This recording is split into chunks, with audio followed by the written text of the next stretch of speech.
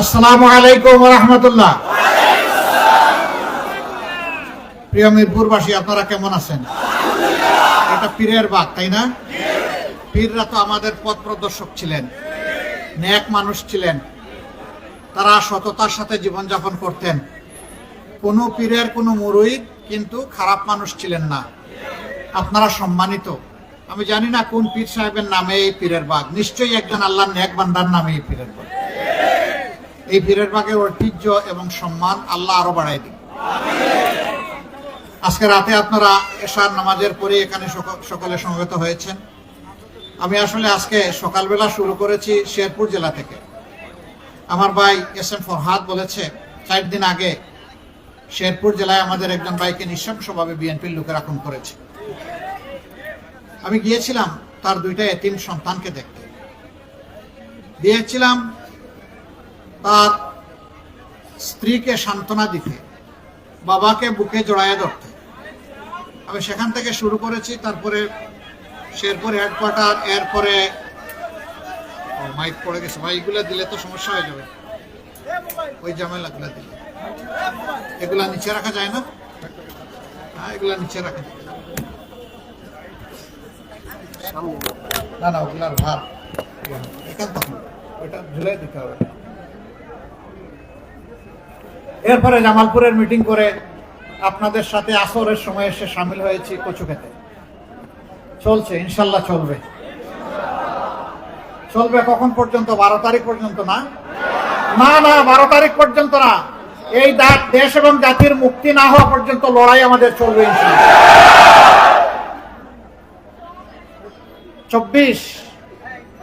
24-এর বিপ্লব হওয়ার কারণে 26-এর এই নির্বাচন। 24-এর দাবি কি ছিল? আমাদের কলিজার টুকরা সন্তানেরা রাস্তায় নেমে বলেছিল উই ওয়ান্ট জাস্টিস। আমরা মহান আল্লাহর উপর ভরসা করে সিদ্ধান্ত নিয়েছি, প্রিয় বাংলাদেশে আমরা ন্যায় বিচার কায়েম করব ইনশাআল্লাহ। এই ন্যায় বিচার গরিব ধনী, শিশু, আবাল বৃদ্ধ বনিতা, নারী পুরুষ, মুসলমান, হিন্দু, বৌদ্ধ, খ্রিস্টান, সকল মানুষের জন্য ন্যায় বিচার। এ বাংলাদেশ আর কোনো পরিবারের জমিদারি হবে না ইনশাআল্লাহ। পারিবারিক রাজনীতির দিন শেষ। ও রাজনীতি দেখতে দেখতে বাংলাদেশ ক্লান্ত হয়ে পড়েছে। ওই রাজনীতি তো আমাদেরকে ফেসিবাদ এনে দিয়েছে বারবার। ওই রাজনীতির কারণেই দুর্নীতি করে দেশের সম্পদ বিদেশে পাচার করা হয়েছে। ওই রাজনীতি তো আমাদের ব্যাংকগুলোকে ধ্বংস করে দিয়েছে। ওই রাজনীতি তো শেয়ার মার্কেটে আমাদের 34 লক্ষ যুবককে পথে বসিয়েছে। ওই রাজনীতি শেয়ার মার্কেট লুটের পরে 137 জন মানুষকে আত্মহত্যায় বাধ্য করেছে। ওই রাজনীতি তো আয়নাঘর তৈরি করেছিল। ওই রাজনীতি দেশের মানুষকে, বিশেষ করে মা বোনদের ইজ্জত সংরক্ষণে ব্যর্থ হয়েছে। ওই রাজনীতি আমাদের সন্তানেরা অচল করে দিয়েছে। সন্তানেরা ঘুমায় পড়ে নাই। তার প্রমাণ হচ্ছে দেশের 5টা বিশ্ববিদ্যালয়। ঢাকা বিশ্ববিদ্যালয়ে সেপ্টেম্বরের 9 তারিখ প্রথম ভোট অনুষ্ঠিত হয়। এই থেকে শুরু হয়ে আলহামদুলিল্লাহ এদেশের যুবক যুবতীরা সবচেয়ে সেন্সিবল, কনসাস, জ্ঞানী, জানিয়ে দিয়েছে তারা কি চায়। তাদের রায় হবে ইনশাল্লাহ 12 তারিখের রায়। যা হয়েছে 5টা বিশ্ববিদ্যালয়ে, আল্লাহ মেহেরবান, ইনশাল্লাহ 56,000 বর্গ মাইলে আগামী 12 তারিখ সেই রায় জনগণ দেখতে পাবে ইনশাল্লাহ। এই যে আজকে রাতের বেলা আপনাদেরকে কেউ পয়সা করে দিয়ে আনছে? এখানে খিচুড়ি বিরিয়ানি আছে? কিছু নাই। মনের টানে, দেশের ভালোবাসায়, সন্তানের ভবিষ্যতের আশায় আপনারা এখানে এসেছেন। আমরা কথা দিচ্ছি ইনশাআল্লাহ আপনারা আমাদের উপর আপনাদের আস্থা রাখলে, ভালোবাসা এবং ভোট আমাদেরকে সমঝিয়ে দিলে, আমরা 5টা বছর আল্লাহ যদি হায়াত দেন আপনাদের আস্থার প্রতিদান দিয়েই চলবো ইনশাআল্লাহ। যুবক বন্ধুরা, জুলাইয়ের আন্দোলনে তোমরা মিছিল বের করে বলো নাই ও সরকার আমাদেরকে বেকার ভাতা দিবা কিনা, বলো বলেছিলা? বলো নাই? বলেছে আমাদেরকে অধিকার দাও, আমরা কাজ করে দেশ গড়তে চাই, দেশ গড়ার সুযোগ দাও। এই চিৎকার দিয়েই তো রাস্তায় নেমেছিল যুবকরা। তোমরা তো বেকার ভাতা চাও নাই, আমরা তোমাদেরকে বেকার ভাতা দিয়ে অপমান করব না। আমরা তোমাদের হাতগুলাকে মজবুত কারিগরের হাত হিসেবে গড়ে দিতে চাই। যুবক যুবতীদের হাতে বাংলাদেশের ভবিষ্যতের চাবি তুলে দিতে চাই। তোমরা তৈরি হয়ে যাও, এই বাংলাদেশ তোমাদের হাতে তুলে দিব ইনশাআল্লাহ। তৈরি? তৈরি? লিল্লাহি তাকবীর, লিল্লাহি তাকবীর, ইনকিলাব ইনকিলাব, জিন্দাবাদ জিন্দাবাদ। ভবিষ্যৎ বাংলাদেশ যারা সহ্য করতে পারে না, অতীতের কুখাইসলত যারা ছাড়তে পারবে না, তারা আবার বাংলাদেশকে পিছনে নেওয়ার চেষ্টা করছে। বাংলাদেশের রাজনীতির চাকা আর পিছন দিকে যাবে না ইনশাআল্লাহ। এই যুবকরা এখন চাকা নিয়ে সামনে এগিয়ে যাবে। যুবক বন্ধুরা তৈরি হও, বাংলাদেশ নামক উড়োজাহাজের ককপিটে ক্যাপ্টেন হিসেবে তোমাদেরকে বসাতে চাই। আর সেই উড়োজাহাজের প্যাসেঞ্জার হয়ে প্যাসেঞ্জারের সিটে বসতে চাই। তোমরা সমস্ত পচা দুর্গন্ধযুক্ত যে রাজনীতি ছিল তাকে দুই পায়ের দলে মারিয়ে বাংলাদেশকে সামনে এগিয়ে নিবা ইনশাআল্লাহ।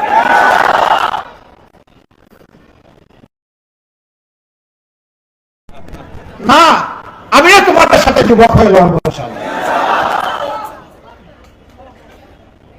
প্রিয় বন্ধুগণ, অতি দুঃখ ভারাক্রান্ত মনে আমাকে বলতে বাধ্য হচ্ছে, এখানে আমার মায়েরা ইনসাফের পক্ষে ভোট চাওয়ার জন্য বের হয়েছিলেন। কিছু বেয়াদব আমার মাদেরকে অপমান করেছে। আমরা ব্যতীত আইন শৃঙ্খলা রক্ষাকারী বাহিনীর সামনেই কাজ করা হয়েছে।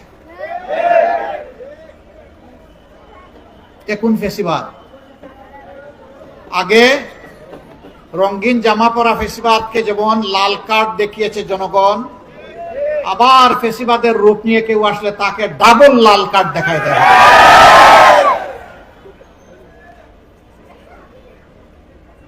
জুলাইয়ের আন্দোলন এমনি এমনি হয় নাই। জুলাই 15 তারিখ ঢাকা বিশ্ববিদ্যালয় আমাদের কলিজা, সেই বিশ্ববিদ্যালয়ে আমাদের কলিজার টুকরা মেয়েদের গায়ে যখন হাতুড়ি বাহিনী আক্রমণ করেছিল, সেদিন বাংলাদেশ জ্বলে উঠেছিল। মায়ের অমর্যাদা কোনো সন্তান সহ্য করতে পারে না। প্রত্যেকটি মেয়ে দুনিয়ায় জন্ম নেওয়ার সাথে সাথে সে আমার মা। যারা নিজের মাকে সম্মান করতে জানে তারা পারবে বাংলাদেশের 9 কোটি মাকে সম্মান করতে। আর যে নিজের মাকেই সম্মান করতে জানে না, সে কেমনে অন্যের মাকে সম্মান করবে? আমরা তাদেরকে বলছি তওবা করো, মাপ চাও, আল্লাহর কাছে ক্ষমা চাও। যে মাকে অপমান করেছে তার কাছে গিয়ে মাপ চাও, আল্লাহ মাফ করে দিবেন, আশা করি তারাও মাফ করে দিবেন। কিন্তু সেই পথ না ধরে যদি বাঁকা পথ ধরতে চাও, সমস্ত রাস্তায় তোমাদের চলাচল থামিয়ে দেওয়া হবে। মায়ের সন্তানেরা জীবিত থাকবে আর মায়ের অপমান হবে, এই সন্তানদের বাঁচার চাইতে মরাই উত্তম। আমাদের মাদের ইজ্জতের দাম আমাদের জীবনের চেয়ে বেশি। জীবন দিতে পারবো কিন্তু মায়ের সম্মান কারো হাতে তুলে দিতে পারবো না। আমি এই কথাগুলো বলছি, এখন আমার নামে গতকালে হামলা শুরু হয়েছে। আমার টুইটার অ্যাকাউন্ট হ্যাক করে অত্যন্ত নোংরা কুরুচিপূর্ণ মাদের ইজ্জতের প্রতি কটাক্ষ করে একটা বক্তব্য দেওয়া হয়েছে। যে এটা করেছে, আমি আল্লাহ তাআলাকে বলবো যে আল্লাহ বিচারটা তুমি করো। এত কুৎসিত, এত নোংরা চিন্তা কিভাবে করে? যাদের চরিত্রের কোনো সম্পদ নাই, তারা দিশাহারা হয়ে অন্যের চরিত্রের উপর হামলা করে। আসো, নীতি দিয়ে, কর্মসূচি দিয়ে, পরিকল্পনা দিয়ে তোমার চরিত্র নিয়ে আসো, তোমার বক্তব্য তুমি পেশ করো, জাতি যাকে পছন্দ তাকে কবুল করবে। আজকে দুই সম্প্রদায়ের মানুষ ভীষণভাবে জেগে উঠেছে। একটা তরুণ যুব সমাজ, যারা গত তিনটা ভোটার হওয়া সত্ত্বেও জীবনে একটা ভোটও দিতে পারে না। তাদের ভোটের অধিকারকে হত্যা করা হয়েছিল, তারা এবার কাউকে ছেড়ে কথা বলবে না। তোমার ভোট তুমি দিবে, আমার ভোট আমি দেব, ওই স্লোগান শেষ। আমার ভোট আমি দিব, তোমারটাও আমি দিব, ওই দিন শেষ। এটা এখন আর চলবে না। এখন আমাদের যুবকরা জাগ্রত। সম্মানিত ভাইরা এবং বোনেরা, এদের মাথা গরম হয়ে গেছে, যুব সমাজ জেগে গেছে, রায় দিয়ে দিছে। বললাম না, 5টা বিশ্ববিদ্যালয় বলে দিছে এটাই বাংলাদেশ, এটাই আগামীর বাংলাদেশ, এটাই নতুন বাংলাদেশ, এটাই 13 তারিখ থেকে বাংলাদেশ ইনশাআল্লাহ। মায়েরা এখন অবস্থান নিয়েছে ইনসাফের পক্ষে। আপনারা দেখেছেন, আমিও দেখেছি, অনেক মা এখন নিজের রিয়াকশন, রেসপন্স মিডিয়ার সামনে দিতে গিয়ে একদম ক্লিয়ারলি, লাউডলি তারা বলে যে আমরা দাঁড়িপাল্লায় ভোট দেব। একজন মা, একজন বোন, তিনি তার মতো তার পছন্দের পোশাক পরে রাস্তায় এসেছেন, একটু খোলামেলা। সাংবাদিক এক বন্ধু প্রশ্ন করছে, আপনি আগামীর বাংলাদেশ কার হাতে দিতে চান? তিনি বলেছেন জামাত। সাংবাদিক বন্ধু বলেছে, জামাত আসলে তো আপনি এই কাপড় পরতে পারবেন না। বলে যে পরবো না, আপনার পোশাক বদলাতে হবে। বলবো, আমি তো রাস্তায় নামলে ভয় পাই, জামাত আসলে আমার ভয় পেতে হবে না। কেন আপনি জামাতকে চান? বলে যে জামাত আসলেই দেশ ঠিক হবে। গরম পাতে দিলেই বেচার, তাই না? ওটা ব্যাখ্যার দরকার পড়ে না। এরপরে এই মহিলাকে জিজ্ঞেস করা হয়েছে যে আপনি জামাতের কোন জিনিসটাকে পছন্দ করেন? সারা জামাতকেই পছন্দ করেন। এটাই তো মাথা গরম করে দিছে। বাইরে ভাই, এখন তো মাঘ মাস, মাঘ মাসেই যদি মাথা গরম হয়ে যায়, চৈত্র মাসে কি হবে? একটু ঠান্ডা রাখো, জনগণকে জনগণের রায়টা তাদের পছন্দ মতো দিতে দাও। জোর করে, সন্ত্রাস করে, গুন্ডামি করে, ভোট কেন্দ্র দখল করে জনগণের ভোট নিজের পকেটে ঢুকাবা, সেদিন শেষ। 54,000 বর্গমাইল, 18 কোটি মানুষ, 12.5 কোটি ভোটার, বিশেষ করে 4.5 কোটি তরুণ ভোটার, 4.5 কোটি মা ভোটার আগামীর সিদ্ধান্ত নেবে ইনশাআল্লাহ। বললেন আমরা গেলাম কই, এতগুলো পুরুষ মানুষ, আমাদের কোন জায়গা নেই? অবশ্যই সবাই মায়ের সন্তান আমরা। কেউ বাপের পেট থেকে আসি নাই, কেউ বাপের দুধ খাই নাই, কেউ বাপের বুকে নিজের বিছানা খুঁজে পাই নাই, সবাই মায়ের বুকে বড় হয়েছে। এই মাদেরকে মাথায় তুলে রাখবো ইনশাআল্লাহ। মাদের অধিকার, সম্মান, ঘরে চলাচলে, কর্মস্থলে, পেশাগত দায়িত্ব পালনের সব জায়গায় ইনশাআল্লাহ আমাদের সর্বোচ্চটা দিয়ে আমরা নিশ্চিত করব। এই ব্যাপারে কোনো কম্প্রোমাইজ নাই। আর যুবকদেরকে বলে দিচ্ছি, তৈরি হয়ে যাও, হাত মজবুত করো। ইনশাআল্লাহ বাংলাদেশ তোমাদেরকে গড়তেই হবে। এই বাংলাদেশকে আর কাউকে ভাঙাচোরা করতে দেব না ইনশাআল্লাহ। আগামীর ইনসাফের বাংলাদেশ, ফ্যাসিবাদ মুক্ত বাংলাদেশ, অন্য দেশের দাসত্ব মুক্ত বাংলাদেশ, মানবিক বাংলাদেশ করার জন্য আজকে বাংলা জেগে উঠেছে। আর সকল জায়গায় আলহামদুলিল্লাহ জনস্রোত শুরু হয়েছে। এই স্রোত ইনশাআল্লাহ মুক্তির মঞ্জিলে গিয়ে থামবে। ওই 12 তারিখ পর্যন্ত না। এই দেশ থেকে সমস্ত আবর্জনা মুক্তি করে আমাদের শিশুদের মানবিক বাংলাদেশ, মা বোনদের মানবিক বাংলাদেশ, তরুণ তরুণী, যুবক যুবতীদের মানবিক বাংলাদেশ, সেই বাংলাদেশ গড়া পর্যন্ত এই মিছিল থামবে না। এই মিছিল চলবে। আমি মরবো না বাঁচবো, এটা আল্লাহর ফয়সালা, কিন্তু মিছিল থামবে না ইনশাআল্লাহ। আমাকে ভয় দেখানো হয় বিভিন্ন ভাবে, আমাকে ভয় দেখায় লাভ নাই ভাই। আমি একজনকেই শুধু ভয় করি, দ্বিতীয় আর কাউকে পরোয়া করি না। সেই মহান সত্তা হচ্ছেন আল্লাহ রাব্বুল আলামিন। তার বাইরে কাউকে আমি ভয় করতে জানি না, এটা আমার মিজাজের সাথে যায় না। সুতরাং মেহেরবানি করে আমাকে ভয় দেখাবেন না। কিসের ভয় দেখাবেন? একটা ছোট্ট জীবনের, এই জীবন যদি জাতির জন্য উপহার দিয়ে যেতে পারে, আমার জীবন সার্থক। এটাই তো চাই। আমার জন্য কোথাও যদি গুলি তৈরি হয়ে যায় সেই গুলি কেউ আটকাতে পারবে না। আর আল্লাহর ইচ্ছায় যদি ওই গুলি তৈরি না হয় আমার উপরে কামান মারলেও লাভ হবে না। হোয়াট আই বিলিভ, আমি 1 সেকেন্ড আগে দুনিয়া ছাড়বো না, আল্লাহ যেটা নির্ধারণ করে রেখেছে। আর আল্লাহর নির্ধারিত সময়ের 1 সেকেন্ড পরে থাকতেও পারবো না।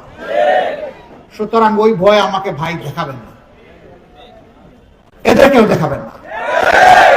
আমরা সবাই এক আল্লাহকে ভয় করি, ইনশাআল্লাহ তাআলা লাজিম সেই আল্লাহ তাআলার ভয়ের ভিত্তিতে মানুষের প্রতি সম্মান আর ভালোবাসা দেখে ভালোবাসার বাংলাদেশ আমরা গড়বো ইনশাআল্লাহ। আপনারা সাথে থাকবেন তো? প্রথম ভোটটা কিসে হবে? না, প্রথম ভোট হবে হা। ওইটা দিয়ে শুরু। ওইটা হলো আমাদের যুব সমাজকে সম্মান করা, ওটা হলো আগামী নতুন বাংলাদেশ গড়ার বার্তা দেওয়া। প্রথম ভোট কি হবে? দ্বিতীয় ভোটটা কি হবে? দাড়িপাল্লা ঠিক থাকবে তো ইনশাআল্লাহ? দাড়িপাল্লা কেন প্রতীক জানেন? আমরা বলেছি আমরা ন্যায় বিচার কায়েম করব। আমরা ওই পাল্লাতে মেপে যার যেটা হোক তার ঘরে সেটা পৌঁছে দেব ইনশাআল্লাহ। এই এলাকার সমস্ত সমস্যা, ড্রেনেজ, জলাবদ্ধতা, তারপরে ময়লা আবর্জনার ম্যানেজমেন্ট, তারপরে ময়লার ভাগাড় হয়ে গেছে 3টা চ্যানেল বা ছড়া, মাদক, অস্ত্রের ঝনঝনানি, সন্ত্রাস, চাঁদাবাজি, ইনশাআল্লাহ আপনাদের ইনসাফের প্রতীক যদি বিজয়ী হয়, কিছু মাস্তান আছে পরের দিন এলাকা ছেড়ে ফেলাবে। এরপরে যারা থাকবে তাদেরকে আমরা আশ্বস্ত করব, ওই মন্দ কাজ ছেড়ে দাও। তোমাদের যদি সমস্যা থাকে, আল্লাহ আমাদেরকে যে রিজেক্ট দিয়েছে ওইটা বাক করে খাও। তারপরে হারাম চাঁদা কারো কাছ থেকে আর নিতে পারবা না, নিতে দেওয়া হবে না ইনশাআল্লাহ। ব্যবসায়ীরা ব্যবসা করবেন, রাতের বেলা শান্তিতে ঘুমাবেন ইনশাআল্লাহ। বাড়িওয়ালারা বাড়ির খেদমত করবেন, কোন চাঁদাবাজ এসে বলতে পারবে না আমার অংশ আমাকে দেন। এটা কিসের অংশ? তোমার অংশ না তোমার বাবার অংশ? এখানে এসে দাবি করো। এই দুর্নীতি আর চাঁদাবাজ, এই দুইটা যদি বন্ধ হয়ে যায়, বাংলাদেশের মানুষের জীবনে 70% শান্তি নেমে আসবে। বাকি 30% ইনশাআল্লাহ আইন দিয়ে নিয়ন্ত্রণ করা হবে, আইন মানতে বাধ্য করা হবে। অবশ্য প্রেসিডেন্ট, প্রধানমন্ত্রী, মন্ত্রী পরিষদের সদস্য, এমপি তারা কিছুটা আইনের বাইরে থাকবেন, তাই না? না, একজন সাধারণ মানুষকে যে অপরাধের কারণে শাস্তি দেওয়া হবে, দেশের প্রেসিডেন্ট, প্রধানমন্ত্রী যদি সেই অপরাধ করে থাকেন, কাউকে ছাড় দিয়ে কথা বলা হবে। আজ আমি আপনাদেরকে সাক্ষী রেখে এখানে বলে যাচ্ছি, আমি জানি না আল্লাহ তার কোন গোলামকে দিয়ে কোন কাজ নেবেন। যদি আমাকে দিয়ে কোন কাজ আল্লাহ নিতে চান, সেদিন আমি ভুল করলে আমাকেও ছাড় দিয়ে আপনারা কথা বলবেন না। আমার কাছ থেকে পড়ায় গন্ডায় আপনাদের পাওনা হিসাব করে নেবেন। এবং আমি যদি ওই ধরনের কোন সামাজিক অপরাধ করি, আমার অপরাধের বিচারের দাবিতে আপনারা আওয়াজ তুলবেন। এটি হবে আমার প্রতি ইনসাফ। আমি সেই ইনসাফটাই দেখতে চাই বাংলাদেশে।